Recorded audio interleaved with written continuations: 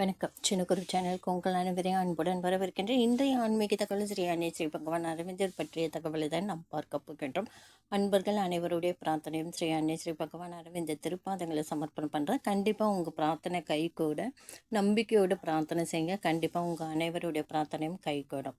ஒரு அன்பரோட கடிதம். அவர் முதல்ல ஸ்ரீ அன்னை ஸ்ரீ பகவான் அரவிந்தரை அறிந்த பெண் ஒருவர் மூலமாக தான் அவர் அறிந்திருக்கார். அப்போ அந்த சூழ்நிலை பார்த்தீங்கன்னா, அவருக்கு எதுவுமே கிடையாது. சொத்துன்ட்டு எதுவும் கிடையாது. வீடு, வாசல் எதுவுமே கிடையாது. அவருக்கு நிரந்தர வருமானம் எதுவுமே இல்லை. வேலையே இல்லைன்னு வச்சுக்கோங்களேன். அப்பேற்பட்ட சூழ்நிலையில் ஒரு அன்பர் மூலமாக இவருக்கு ஸ்ரீ அன்னை ஸ்ரீ பகவான் அரவிந்தரை பற்றி தெரிஞ்சது. முதல்ல அவர் மனசு திறந்து ஒரு கடிதம் அவங்களுக்கு எழுதினாங்க. எங்கே கர்மயோகி ஐயாவுக்கு எழுதுனாங்க. கர்மயோகி ஐயாவோட புத்தகம் தான் நான் இப்போ படிச்சுட்டு இருக்கிறது. அதாவது ஆராதனை என்ற புத்தகம். அதிலிருந்து ஒவ்வொரு பதிவையும் நம்ம பார்த்துட்ருக்கோம். அவங்க எழுதினது நான் ரொம்ப கஷ்டப்படுறேன். எனக்கு சரியான வேலை கிடையாது. எனக்கு வருமானம் கிடையாது. ரொம்ப கஷ்டத்தில் இருக்கும். எங்களோட குடும்பத்தை நான் நடத்துவதற்கே ரொம்ப கஷ்டப்பட்டுட்ருக்கேன். நடத்துவதற்கு ரொம்ப கஷ்டப்படுறேன். எனக்கு ஏதாவது ஒரு வழி காண்பீங்க அப்படின்னு சொல்லிட்டு அவங்க ஆழ் மனசிலிருந்து அந்த வார்த்தைகள் வருது கடிதம் வடிவில். அது ஸ்ரீ கர்மயோகி ஐயா அந்த சில கடிதங்களை எடுத்து அவங்க புத்தகமாக போட்டிருக்காங்க. அந்த அன்பர் ஃபஸ்ட்டு கடிதம் முதலாம் ஸ்ரீ அன்னையை அறிந்த அப்போது இந்த கடிதம் எழுதினாங்க. அடுத்து சில நாட்களே 2வது கடிதம் எழுதுகிறாங்க. அதாவது ஓராண்டு ஆயிடுத்தோம் அவர் முதல் கடிதம் எழுதினது. அப்போது ஸ்ரீ அன்னையின் பிரசாதம் அவருக்கு 2வது கடிதத்தில் முதல் கடிதத்தில் கிடைத்தது. ஒரு வருஷம் கழித்து இன்னொரு கடிதம் எழுதுகிறாரு. அதுக்கும் ஸ்ரீ அன்னையின் பிரசாதம் வந்திருக்கு. அவர் அதுக்கு என்ன சொல்லி எழுதினார்னா, ஸ்ரீ அன்னையை பிரார்த்தித்து வந்த ஒரு ஆண்டுக்கு முன்னாடி என்னிடம் எந்தவித சொத்தும் கிடையாது, நிரந்தர வேலையும் கிடையாது. ஸ்ரீ அன்னையை எடுத்து நான் பிரார்த்தித்து வந்தது ஒரு வருடம் ஆயிடுதோ. அப்போ இப்போ நான் நகை வச்சுருக்கேன். எனக்கு என்னாலே ஆச்சரியப்பட முடியல. நான் இடம் வாங்கி வீடும் கட்டியிருக்கேன். இது ஸ்ரீ அன்னை ஸ்ரீ பகவான் அரவிந்தர் எனக்கு கொடுத்த வரப்பிரசாதமாக நான் ஏற்றுக்கிட்டேன். என்னால் ஒரு வீட்டை கட்ட முடியுமா, என்னால் நகை வாங்க முடியுமா என்ற நிலைமையில் இருந்த நான் ஸ்ரீ அன்னை ஸ்ரீ பகவான் ஏற்ற பிறகு ஒரு சீட்டு ரொம்ப கஷ்டப்பட்டு ஒரு சீட்டு போட்டேன். அந்த சீட்டு தொகைக்கு வந்த பணத்தில் நான் நகை வாங்கினேன் முதல்ல அப்படின்னு சொல்கிறாரு. அதுக்கப்புறம் இடமும் வாங்கி நம்மளால் இடம் வாங்குறதுக்கு தகுதியானவனா அப்படின்ற நிலைமையில தான் நான் இருந்தேன். ஆனால் இடமும் வாங்கி வீடும் நான் கட்டிட்டேன். ஏன்னா ஸ்ரீ அன்னைக்கு கோடான கோடி நன்றியை தெரிவிச்சுக்கிறேன் அப்படின்னு சொல்லிட்டு அவர் எழுதுறாரு. நிலம் வாங்கும் முயற்சியில் ஸ்ரீ அன்னையின் உதவியை பெற்றதை தெரிவிக்கிறாரு. இதுக்கு முன்னாடி ஒரு வருடத்திற்கு முன்னாடி ரொம்ப கஷ்டப்பட்டேன்ட்டு நடுவில் ஒரு கடிதம் எழுதியிருக்காரு. நிலம் வாங்கலாம், வீடு கட்டலாம்ன்ற எண்ணம் இருக்குது, ஆனால் எனக்கு வருமானம் கிடையாது, அதற்கு நீங்கள் தான் வழி நடத்த வேண்டும் என்று எழுதியிருக்காரு. அந்த கடிதத்துக்கு பிரசாதம் வந்த உடனே அவர் இடம் பார்த்தாரு. அவர் தகுதிக்கேற்ற மிக மலிவாக இடம் அவருக்கு முடிஞ்சது. அதில் கஷ்டப்பட்டு ரொம்ப கஷ்டப்பட்டு வீடு கட்டினார். அந்த கஷ்டமே அவருக்கு தெரியாத அளவுக்கு ஸ்ரீ அன்னை ஸ்ரீ பகவான் அரவிந்தர் பண வரவை அவருக்கு ஏற்படுத்தி கொடுத்தாரு. இவர்கள் வீடு கட்ட நிலம் வாங்க முன் உதவி ஏற்பட்டுள்ளது. அதாவது உற்றார் உறவினர்கள் நண்பர்கள் இவங்க மூலமாக அவருக்கு உதவி கிடைத்தது வீடு கட்டுறதுக்கு. இதனால் அவர்கள் ஸ்ரீ அன்னை அளித்த உதவி என்று மனப்பூர்வமாக நம்பினார்கள். வீடு கட்டி முடிக்க ஸ்ரீ அன்னை செய்துள்ள உதவிகள் அனந்தம். அது தொடர்பாக அவர் கடிதம் எழுதியிருக்காரு.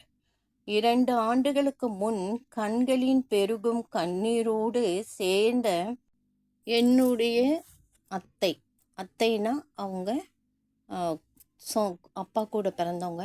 அவங்களே நீ இருக்கும் வீட்டை காலி பண்ணி செய்து கொடுத்து விடு என்று சொன்னாங்க.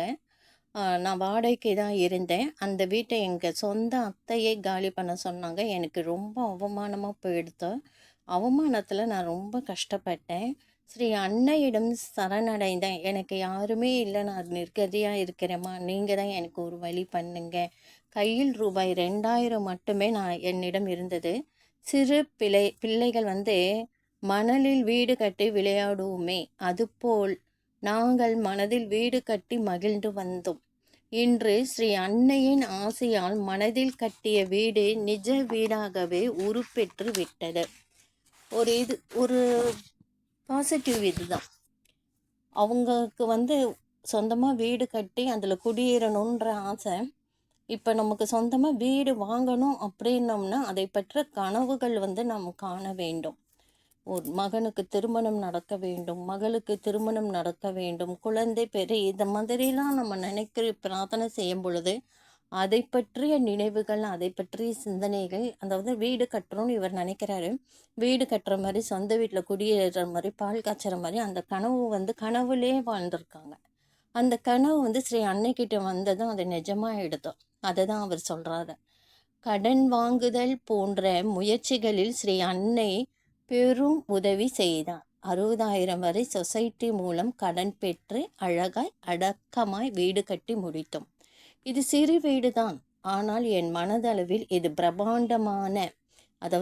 பிரம்மாண்டமான வீடு. இது மனித செயலே அன்று, தெய்வமாய் நின்று எங்களை காப்பாற்றி வரும் ஸ்ரீ அன்னையின் செயலே. இதனை நான் என் உற்றார் உறவினர்கள் நண்பர்கள் ஆகிய அனைவரிடமும் கூறி வருகின்றேன். இந்த மாதம் நான் கிரகப்பிரவேசம் செய்ய போகின்றேன்.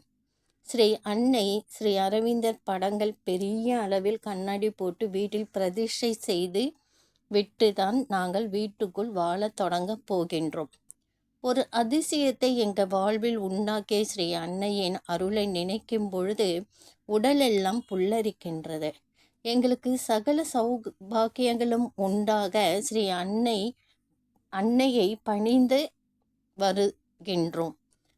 மின்னலை போல ஒளிரோடும் பின்வரும் இந்த சின்ன கடிதத்தில் பொங்கி வரும் ஆனந்தத்தை நம்மால் உணர முடிந்தால் அதுவே பாக்கியம். ஸ்ரீ அன்னையின் காலடியில் சமர்ப்பணம். ஸ்ரீ அன்னையின் எல்லையில்லா கருணையின் பேரில் நாங்கள் எங்கள் சொந்த வீட்டில் குடி போய் விட்டோம். அனந்த கோடி சரணங்கள் ஸ்ரீ அன்னைக்கு. இவங்க அந்த புது வீட்டில் எப்போ குடியேறினாங்கன்னா 24/4/89 ஸ்ரீ அரவிந்தர் ஆசிரமத்தின் முக்கிய தரிசன தினம். ஸ்ரீ அன்னை ஆசிரமத்தின் நிலையாக தங்க பாண்டிச்சேரிக்கு வந்த புனித நாள். அந்த நாளை தேர்வு செய்து இவங்க அந்த புது வீட்டை கிரகப்பிரவேசம் செய்து குடியேறினாங்க. ஸ்ரீ அன்னையின் கருணை, நாங்களும் அதே நாளில் அந்த வீட்டில் குடியேறி விட்டோம். ஸ்ரீ அன்னை நிலையாக தங்க வந்த நாளில் எங்களையும் இங்கு குடிபெயர செய்து தங்க வைத்துள்ளார் என்றால் என்ன அதிசயம்! எங்களுக்கு இது நாள் விசேஷ தினம் என்பது தெரியாது.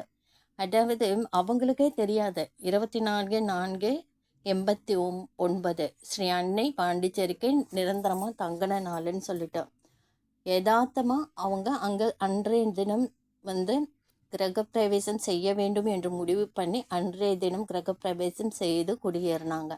அப்புறம் தான் தெரிஞ்சது அது ஸ்ரீ அன்னை பாண்டிச்சேரியில் நிலையாக தங்கின நாள் என்று. ஸ்ரீ அன்னையின் கருணைக்கு நாங்கள் பாத்திரமானவர்களாக உள்ளோம் என்பதற்கு ஒரு அறிகுறி என்றும் மனதில் படுகின்றது.